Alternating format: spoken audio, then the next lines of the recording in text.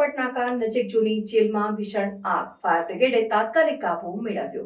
ભુજના સરપટ નાકા નજીક આવેલી જૂની જેલના કમ્પાઉન્ડમાં ભીષણ આગ ફાટી નીકળી હતી, જેનાથી અફરાતફરીનો માહોલ સર્જાયો।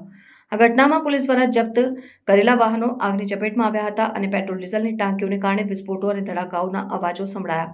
આગ લાગવાની જાણ થતાં જ ફાયર બ્રિગેડની 3 ટીમો તાત્કાલિક ઘટના સ્થળે પહોંચી ગઈ। ફાયર વિભાગે ઝડપી કામગીરી કરીને આગ ઉપર કાબુ મેળવ્યો, જેના કારણે મોટી જાનહાનિ ટળી। ઘટનામાં સદનસીબે કોઈ જાનહાનિ નોંધાઈ નથી।